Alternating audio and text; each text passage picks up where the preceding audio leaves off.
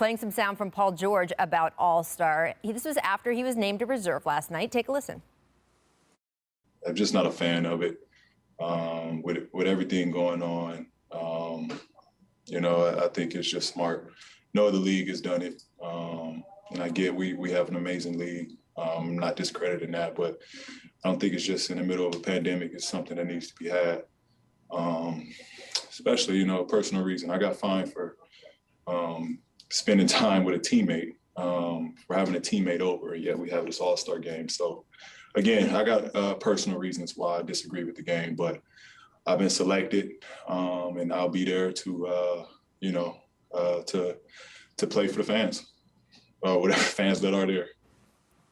So, Woj, we know the All-Star game is happening, right? All these players have spoken their minds. The game is going to go forward. So how is the league handling or balancing all these concerns? Well, I mean, listen, as you said, Rachel, they're going to play the game. They negotiated it with the Players Association, who agreed that under these provisions, get them in and out in 24 hours, private planes in and out for players into Atlanta, no real... not have to have the traditional All-Star weekend. I just think for a lot of teams, and especially as you look at that schedule coming back on Wednesday, Thursday, Friday, it feels, and you talk to teams, it feels like it's not an All-Star break. It's just a bit of a long weekend, and this is all going to blur into one season, not a first half, second half. Washington's a good example. They finish on the 4th. They've got to be in Memphis on the 8th, because you got to test 2 days prior to your first game. Wow. And so, it's really 3 days off. Yeah, that is really putting into perspective. All right, thank you so much for joining us, Woj. We will see you soon. And guys, remember, Thanks, at the top of the show, we broke down some of the biggest matchups coming up in the second half of the season. As our schedule release special continues, I'm going to welcome in a couple of NBA champs, Richard Jefferson, Matt Barnes. Starting with Richard, how much should head-to-head matchups factor into the MVP race down the stretch, my friend? Well, I think it should matter. I think a lot of things matter. I think the head-to-heads are something that we get excited about. We want to see players pair up. Again, last year when LeBron James was kind of closing that gap on Giannis, a lot of people pointed to the wins versus Milwaukee, the wins versus the Clippers. Conversely, when Giannis was starting to build his narrative in December, I think it was mainly because he had beat the Clippers and had beat the Lakers. So I think these head-to-head matchups, they matter, but I don't think they should count towards. Ultimately, a lot of times it's the best player on the best team or someone that's having a historic season. I think obviously, I think Richard hit it on the head. It's more for the fans. We love these matchups when you can get star against star, especially guys that are at the top of the MVP race.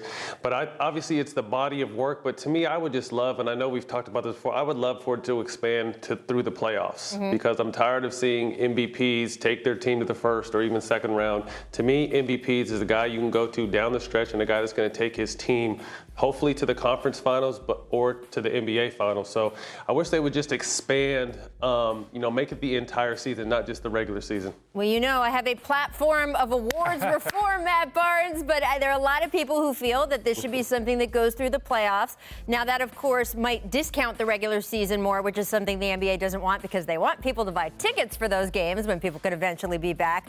But there are discussions about, do we have the right awards? RJ, my thing. I think that the MVP should be for who the best player in the league is. And if someone does put up historic offensive numbers or stats for that season, they should get rewarded with a separate award, which is what every other major pro U.S. sports league does. That being said, if you did it that way, or maybe even in the current system, do you think that a star with two other stars on his team, and this year it is Kevin Durant with the Nets, before it was any of the Warriors, KD, Steph, Clay, right, Draymond, those guys, do you think if you up to 3 superstars, you can win the MVP? I don't think so. I think you go back in history, I feel like Magic Johnson might have done it. I feel like Larry Bird. But how many players have really won it with 3 superstars? You could say Michael Jordan did it with Scottie Pippen and Dennis Rodman on his team. But if you're talking about 3 offensive weapons, 3 offensive stars where you had in Golden State, you had in Miami, I truly believe, with D. Wade, Chris Bosh, even though Chris Bosh took a lesser role, I think it's very, very difficult to make that MVP, because on a lot of given nights, like we're talking about James Harden should be in the conversation, but a lot of it has to do with him stepping up in the absence of Kevin Durant, who is probably the best player on their team. So it just becomes very, very difficult when guys are alternating, dominating, when you have 3 players of that caliber. Agreed. Again, Richard hit it on the head. It's tough when you have 3 go-to stars on the offensive end, because these guys take turns. So normally if you have 1 or 2 guys, those 1 or 2 guys, AD and LeBron, have to go every single night. With Brooklyn's situation, you have the luxury of, unfortunately, not having Kevin Durant for a little while, and the team doesn't really miss a beat. So it's tough when you have 3 guys, 3 alphas on the offensive end to, really determine whether they're MVP worthy or not. But at the same time, when you have 3 superstars, the goal should be championship, not MVPs. Right. And look, I know fans kind of can get upset if they feel like the stars on their team were, quote, discounted. Like a lot of the Warriors fans are like, wait, if that was the rule for our guys, it should be the rule for the Nets. There's no rule, obviously. It's what individual voters decide is important to them. And there's a real cross-section making up that voting pool. That being said, if you look at the voting results over the years, the tipping point for voters seems to be between those 2 and 3 stars. 2 stars on a team, Scottie and MJ, we can go example after example. They will vote for one of those guys. Having a second big star doesn't seem, at least historically, to put off voters. It's once you get to 3 or maybe even 4 big stars on the team, that's where it breaks down. And we just haven't seen voters reward guys who are in that situation. We will see, though, how that second half of the schedule lays out for the Nets and whether any of their guys come to the fore. Thanks for watching ESPN on YouTube. For live streaming sports and premium content, subscribe to ESPN+.